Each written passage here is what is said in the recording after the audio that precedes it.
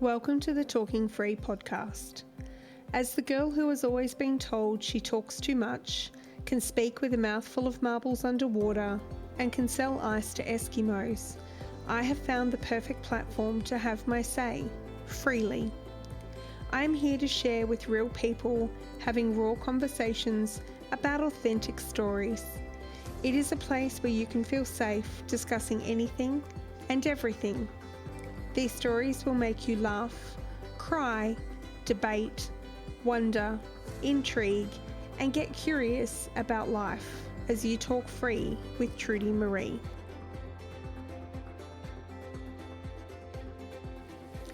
Please note that the following podcast may contain discussions or topics that could be triggering or distressing for some listeners.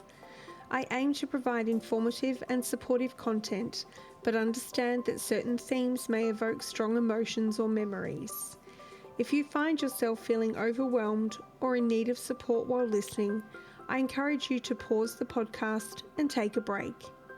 Remember that it is okay to prioritise your well-being and seek assistance from trained professionals.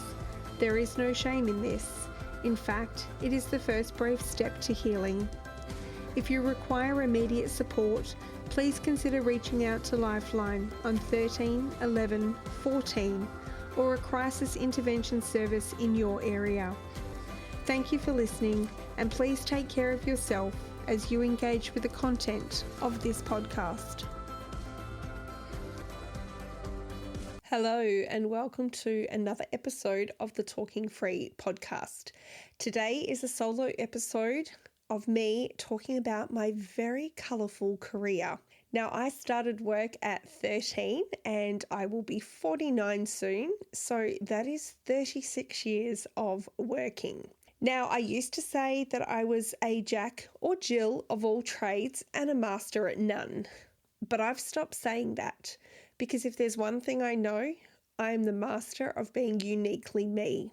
Now, you may think, really, Trudy, we don't want to listen to you talk about all the jobs you've had in your life. But what I think makes me different is when you actually listen to some of the statistics. So the average person holds a number of jobs in their lifetime, and for most people, it's around 12.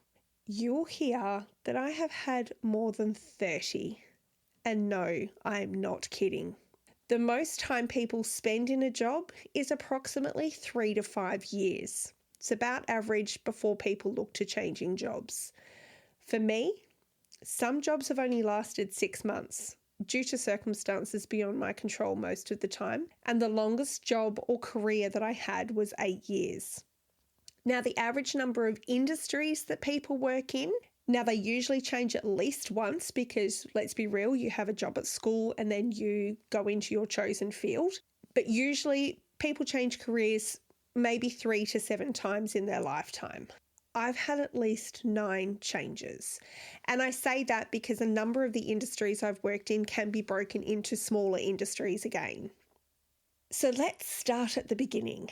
Now, my very first job was back in 1988, and I was an assistant for our local vet. Now, I was only 13 at the time because growing up in a small country town, sometimes beggars can't be choosers, and the local vet had actually asked my mum if he knew of anybody that could assist him one day a week. He used to come to the town from 4 to 6 on a Wednesday, and he needed somebody to just sit there and basically get people's cards ready, take money, cash back in those days, and basically give him a hand if he ever needed it. And Mum said, well, I don't know of anybody older, but I do know a young girl. And so I started working with him. And even though I say this was my first official job, for the last couple of years, I had actually been helping my mum with the family business in bookkeeping. So I learnt to do basic double entry bookkeeping as a young girl when I was about 11 or 12. So I worked at the vet clinic, and that was a lot of fun, and it taught me a lot of things. And at one point I wanted to become a vet until I put my first dog down and I assisted the vet in doing that. It broke my heart, and I decided right on the spot that I was never cut out to be a vet. So that was my job right up until my family left town. But in the meantime, I also got a second job because my parents bought a local deli. So I became a counter hand working within the family business as well. So obviously I would still on a Wednesday go and work with a vet, but then other days after school or on the weekend, I would go and work with my family's deli. Now, at the end of 1990, we moved from the country to the city. So we moved to Perth and I obviously needed a new job. So I got a job at Kmart and I worked on the fabric counter, which is no longer a thing, but back in the day, Kmart sold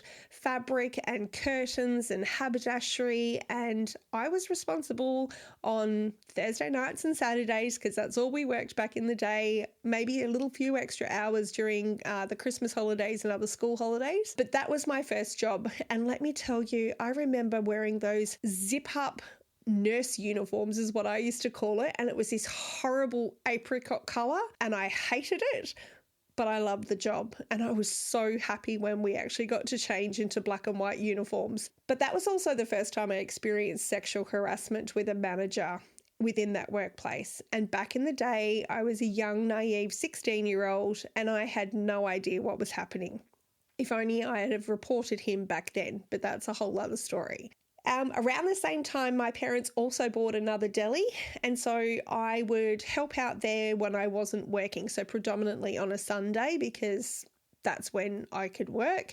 And then I quit uni at the beginning of, I think it was 1994. I just had enough. It wasn't what I'd planned and I had no idea what I actually wanted to do. So I stepped into the deli, and then my parents had also bought a hardware store which was next to it, and I managed those businesses, predominantly the deli because Dad was working in the hardware store. But I was literally doing everything from rostering, paying staff, managing staff, working with suppliers, like paying bills, you name it, I was doing it back in the day. And everything was still cash back then. Like FPOS hadn't even been introduced in small businesses like that. We were a cash business.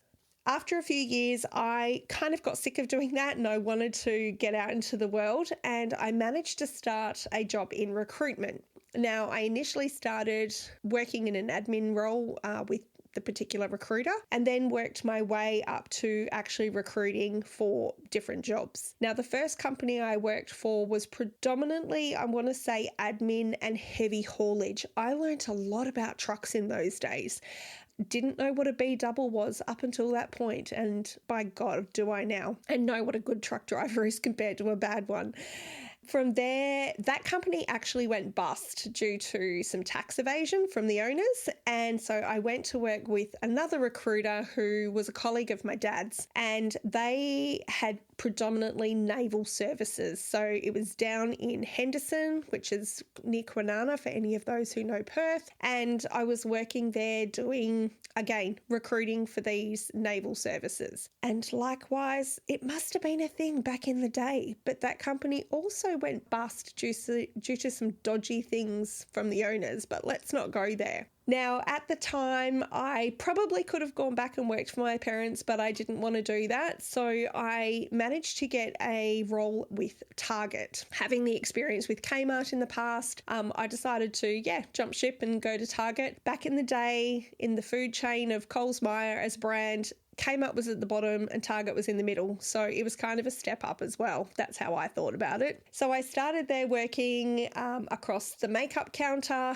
the returns counter, and also lay-by. And I really enjoyed the experience. I enjoyed learning all the different aspects of the job. And I stayed there until I was able to secure another position with a recruiter, this time a big company, with John Holland Construction. And they were working on a project up in near Port Hedland with the BHP hot briquette plant, which is now defunct. And let's be real, it was defunct during the whole process and from the beginning. Again, that's a whole other story. But I started there working as a recruiter's assistant.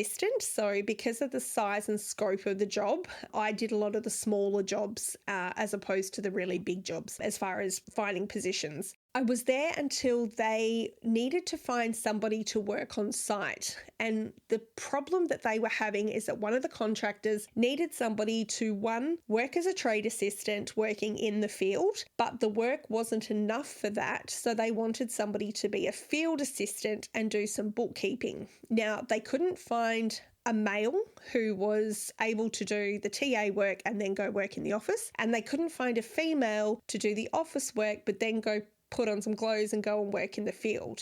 So I put up my hand and said, I'll do it. So that's what I did for the next few months. I went up and I worked on site, pretty much doing that. So I'd spend half the day working as a TA in the field, helping the mechanical fitters.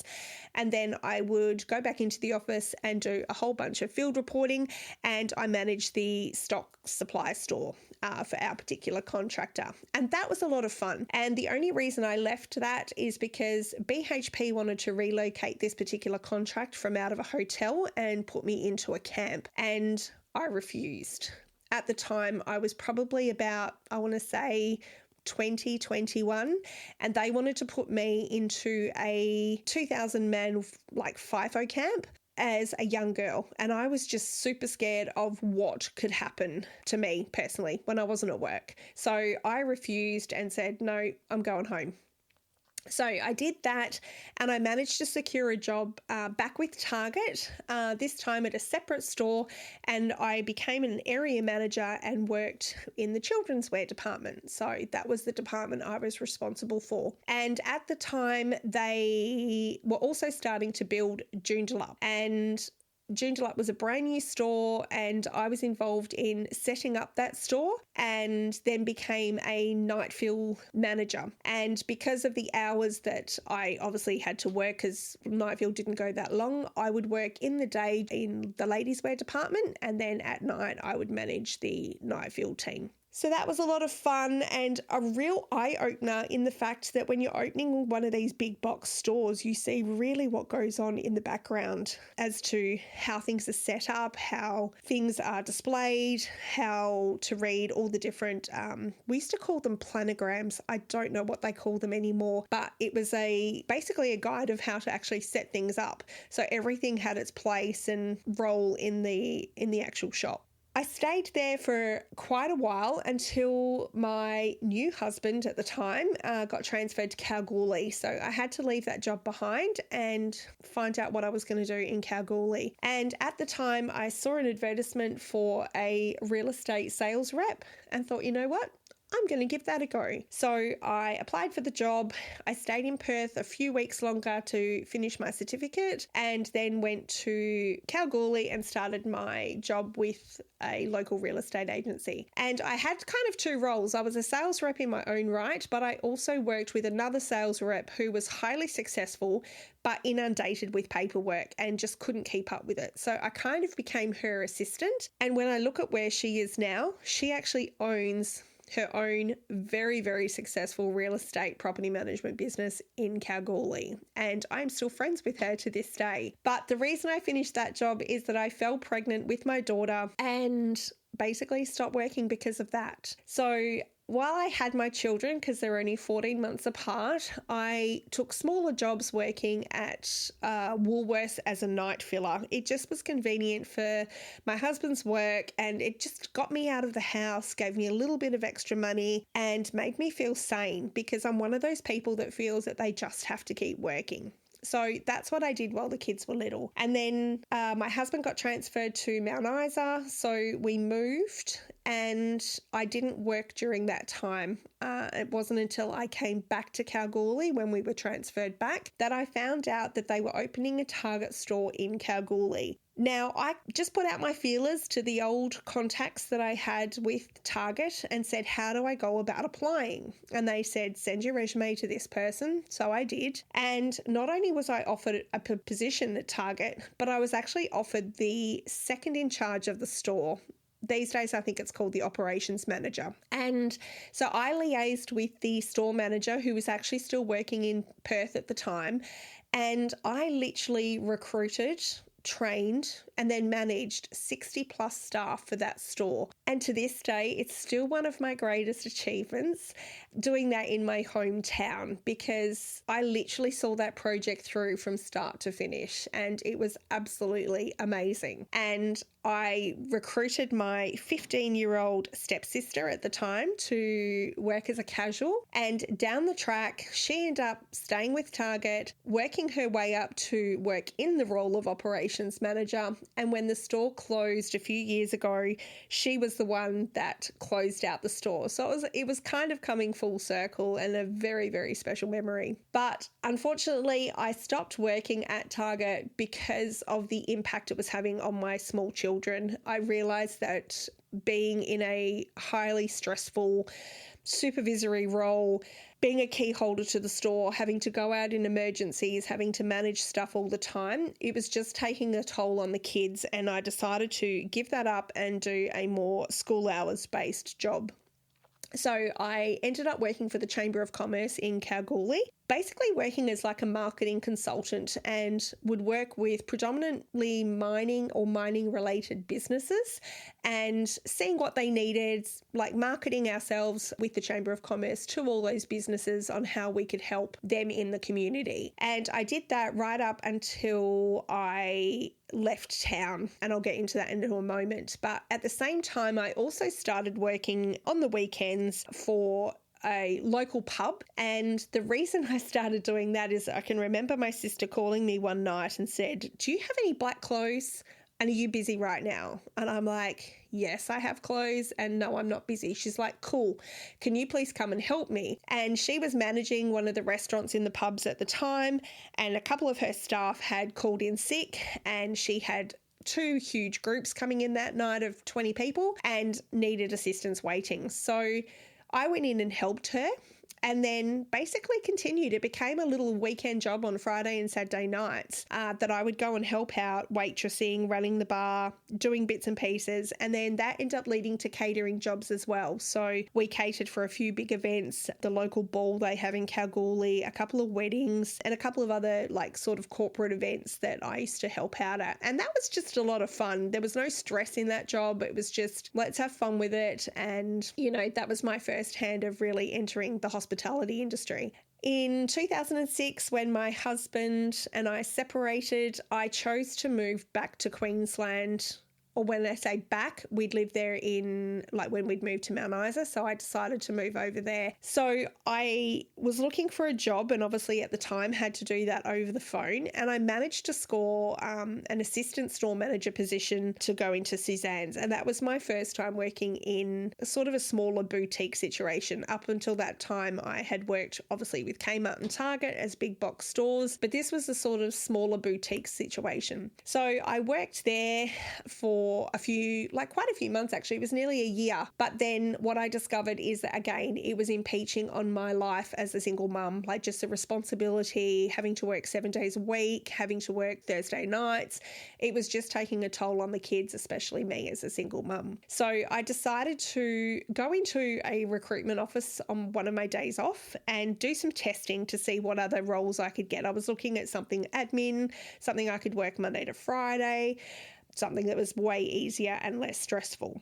Now, I went in to do the testing, as they do when you go into a recruitment office. They read your resume, they put you through a bunch of tests on like typing speed and your use of Microsoft Office suite. I don't know how it runs these days, but I'm going to guess it's something similar. And I was told to wait at the end of the testing, and then the manager came out to speak to me. And I was like, "Oh, have I stuffed up? Is something wrong? Like, what's going on here?"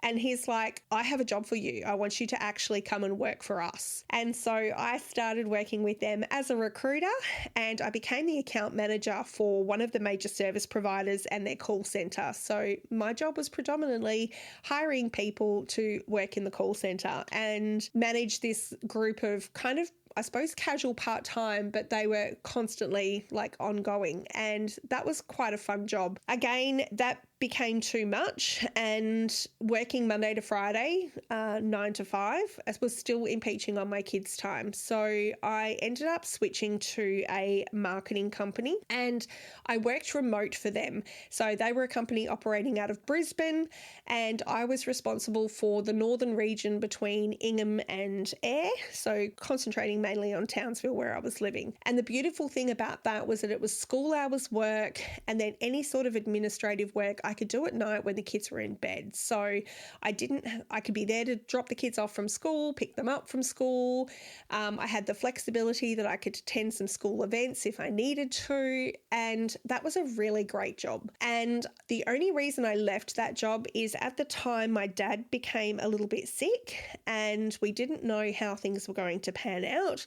And he owned a Pool Works franchise. So for the short period of time when my dad got sick, I went and helped out in the family business again.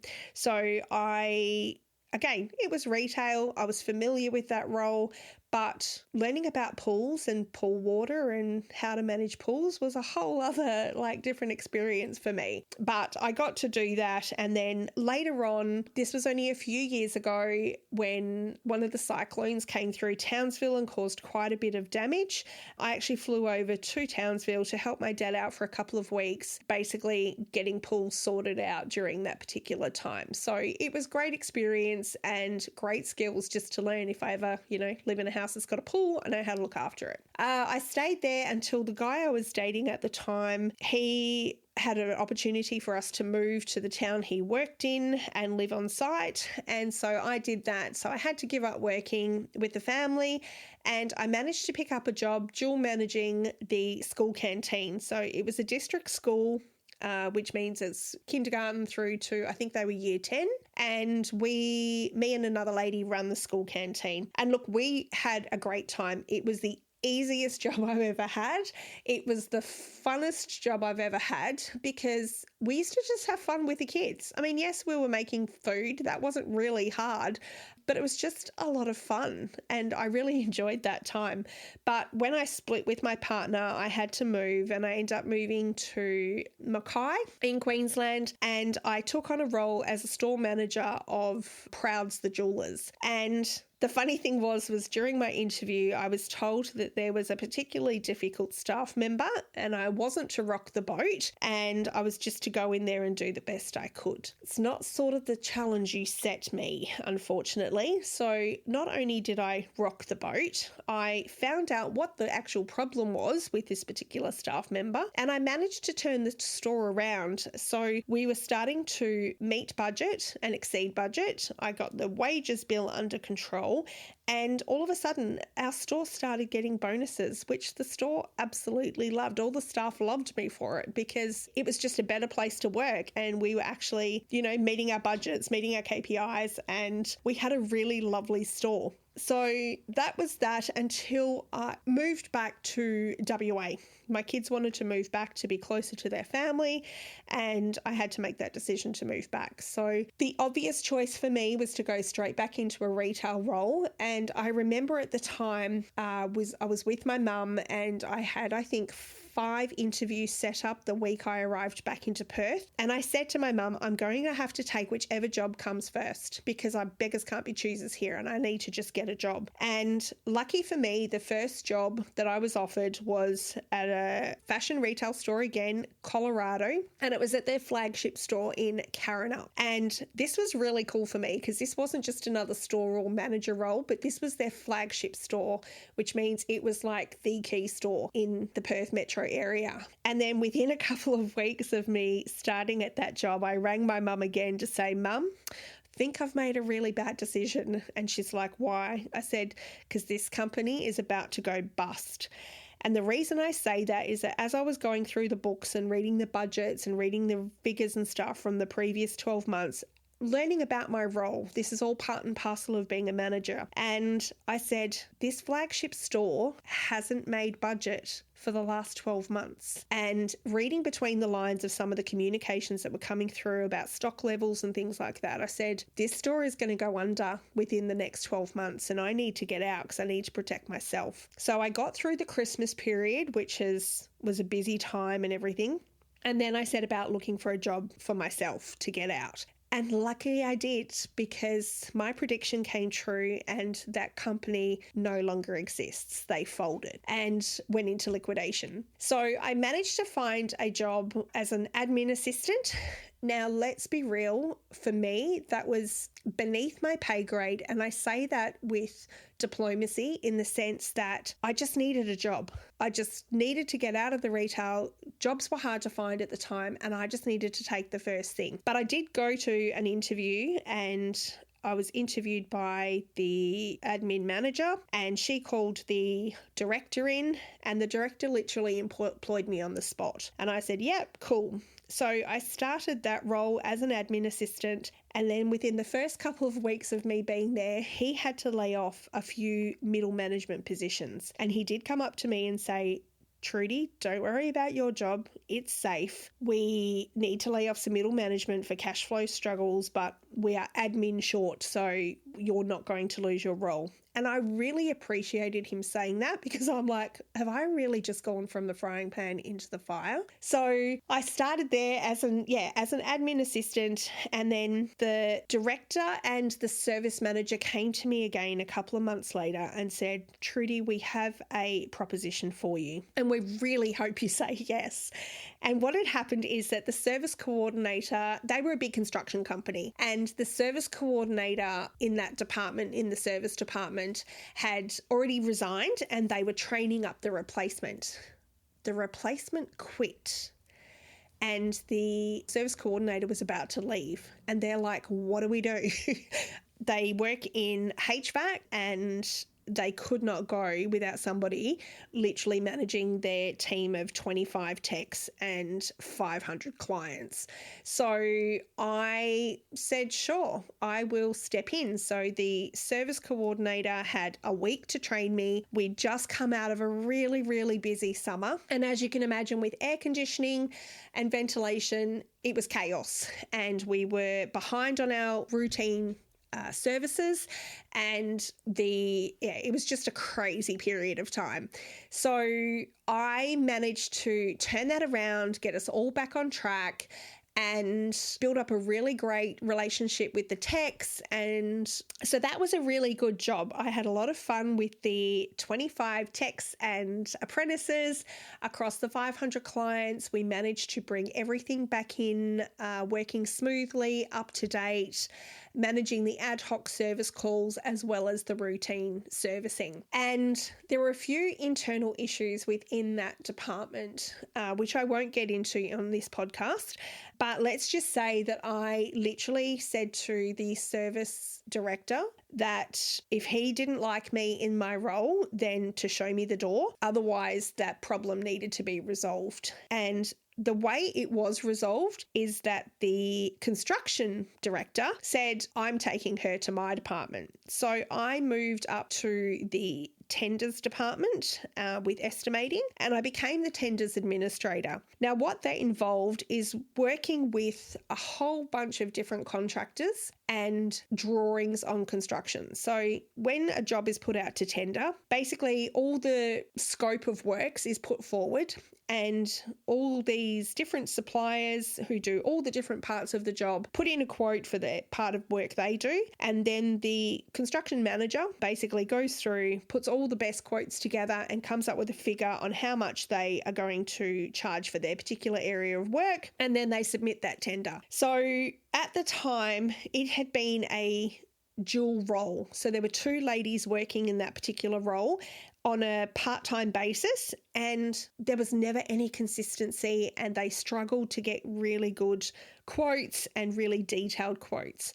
So when I stepped in, it was a full-time job for me, like they kind of changed it, and I put 100% effort into building relationships with these contractors, learning to read drawings. Like I did tech drawing at school and I loved it. So I had a basic understanding of how to read building drawings, and I would ask questions with the estimator and the director. I would learn to read these drawings more carefully.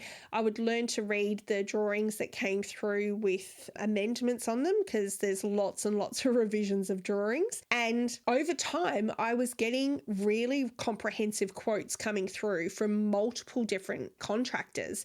So we could, as a company, could actually put together, like the director and the estimator could put together a really good tender submission. And we started winning all these jobs, and it was such a great environment to be in. Like, everything was really cool.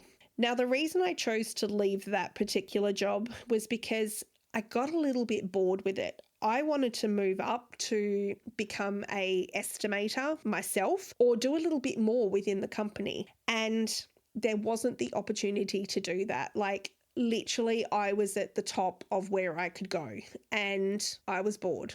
So I stepped away from that job. Before I did, I went and got training, and I started working in the automotive industry. So I started working with one of the huge dealers here in WA called AHG, and they owned multiple different car franchises. So my role was an aftercare manager, which I always laugh at that role and that title, because it is literally, and I may be out of line saying this, but hey, it's my podcast and I'll talk about anything, is that it is a glorified pretty girl job. Because basically what it was at the time, now I'm not saying how this is how car dealers operate today, but they would go with a sales rep, they would buy the car, they would go to finance and see if it could be financed, and then they would come to us for all the aftermarket stuff. But you didn't really have to know too much stuff. It was things like window tinting and paint care and things like that. There wasn't a lot, but I did a lot more because I actually ended up working for Toyota, and I did a lot of aftermarket stuff, like with off-road cars and adding things like tow bars and bull bars and roof racks and dual batteries and things like that, because I actually worked with a lot of people who were buying these cars and were FIFO workers, and they didn't want to come in and pick up a car and then have to take it to, say, like ARB or wherever, to have all this extra stuff fitted aftermarket. And I said, well, I'll do it for you, and I will give you a good price. I'll give you the same price that ARB quotes you, and I'll get it all done. So when you come and pick up the car from us, you are actually picking it up so you can go away in it. And I had a few really good clients like that. But for most of the time, it was selling this bullshit paint care and like window tinting. And I really didn't like it. But it did allow me to work for a number of the car dealerships. Like, I worked for Ford, Toyota, Holden, Mazda, Honda, and it was a great atmosphere with the guys. Again, I hated the hours though. Car industry is just, it's full on, and I didn't enjoy it very much at all. So I actually switched back to my property management, real estate type background, and I ended up going and working for a single guy who owned his own real estate business. He was the licensee, and I managed his portfolio for property management, which was about 70 properties. And then I assisted him in a lot of admin stuff because he worked on really big land developments. So my tenders experience came in really handy because I was able to, again, read all these land drawings and sizes and put together packages and things like that. So that was really cool. Unfortunately, he wasn't growing and he was debating about what to do with the company. So I ended up jumping ship and went to work for a larger property management company or real estate agency where I managed a portfolio of about 100 properties. And I stayed here until I joined WA Police. And WA Police is my longest career. It's the one place I stayed at the longest. However, even inside of WA Police, I didn't stay in one place too long. Now, when I first graduated from the academy, I went to Breath and Drug, which is basically the booze bus and traffic. From there, I went to frontline policing. At the time, WA Police had two forms of policing set up, an investigative team and also a response team. And I was on the response team. From there, I ended up going into the city and working on a project from head office. And then from there, I went back to a metropolitan station. And then I went and did regional policing with my husband, and I was at 2 regional stations. So as you can see, I have been around even in that particular job. Like, I did it all over the place, and it was never boring in WA Police, let me tell you. But as for most people that know and know me well, that job also cost me a career that I loved, because I have been recently medically retired due to PTS, and at 49 I'm having to start over and find out, amongst all those jobs and all those careers, what I'm actually going to do.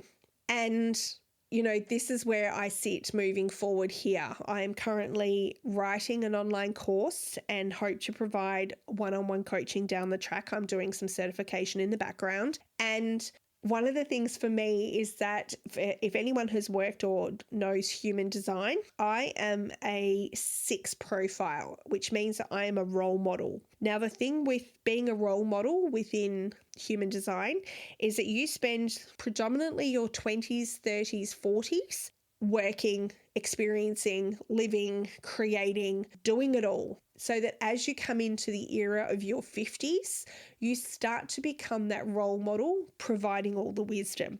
And I really think that that's the point of my life that I'm now at. I'm about to put that 35 plus years of experience working in all these different jobs, in all these different industries, with all these different size companies, to put everything I have learned into good practice. Now, when you look at the reason most people change jobs, I pretty much have fitted into all of them. The first being higher pay or benefits.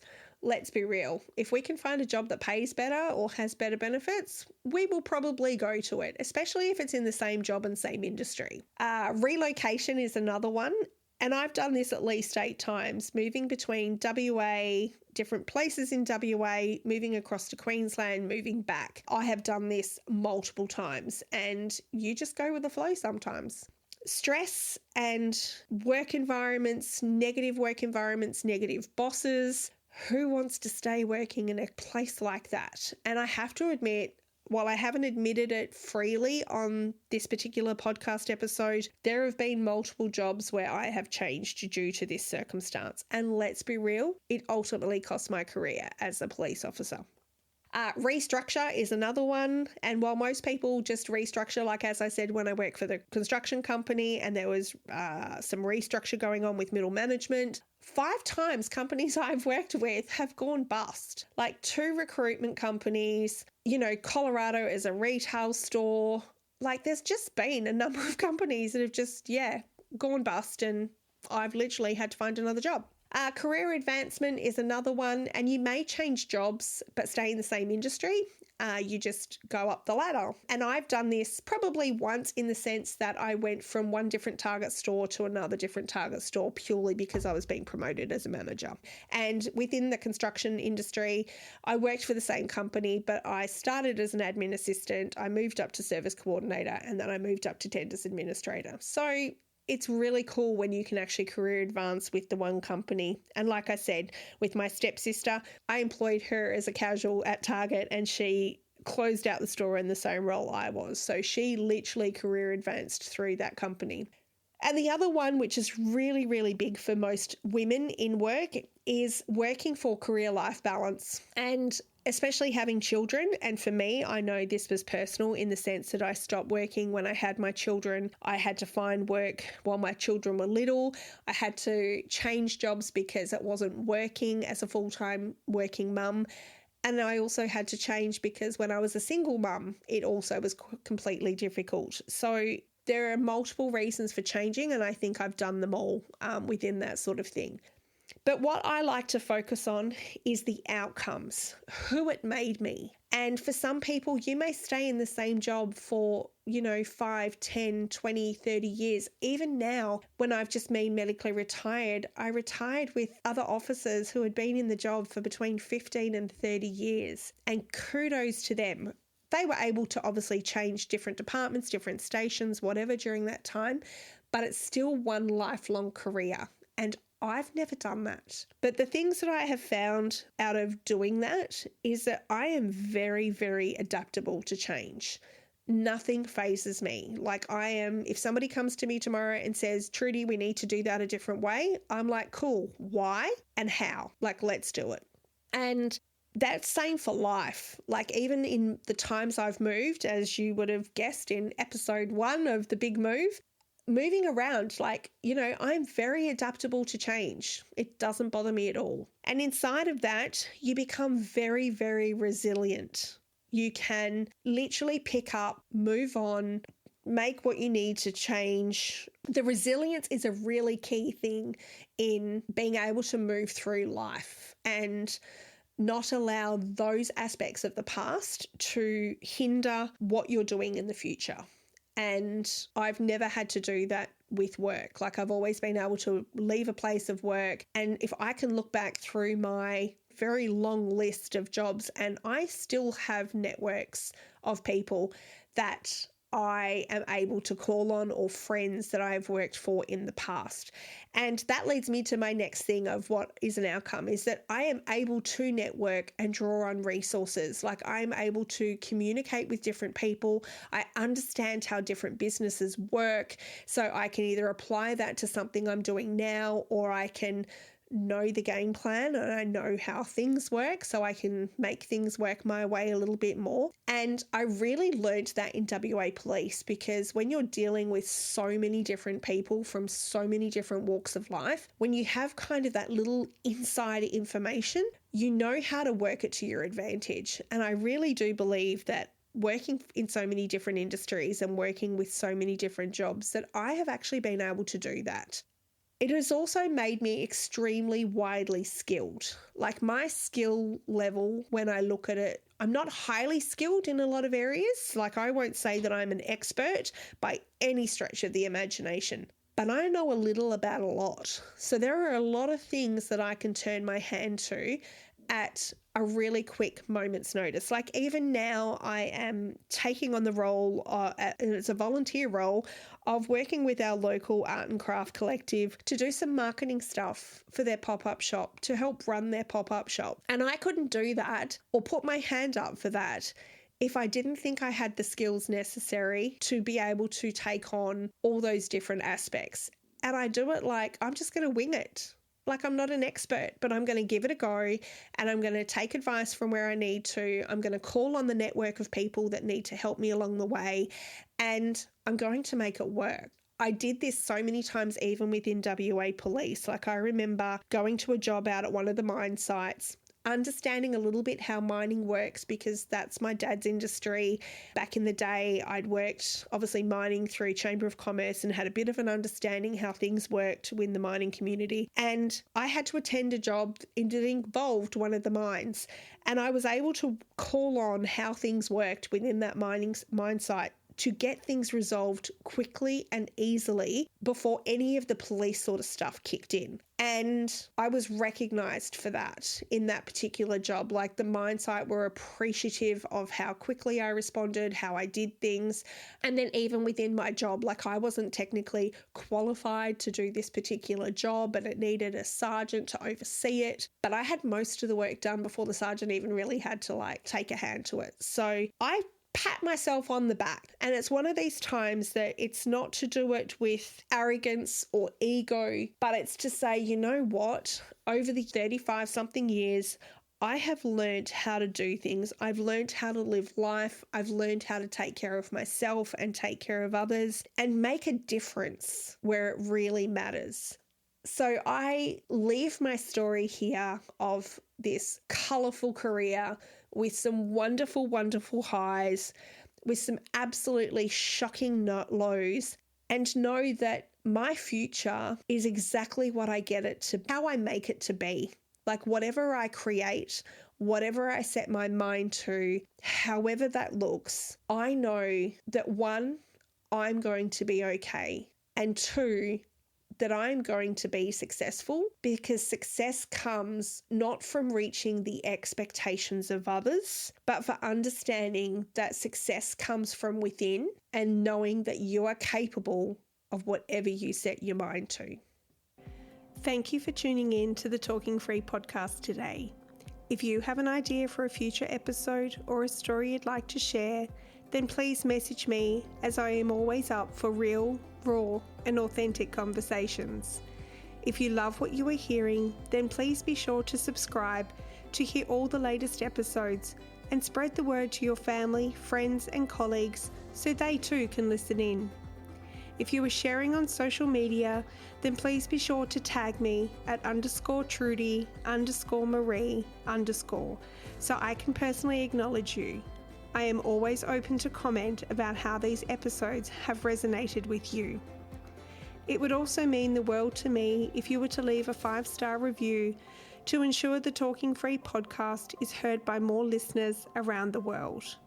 And remember, lead with love as you live this one wild and precious life.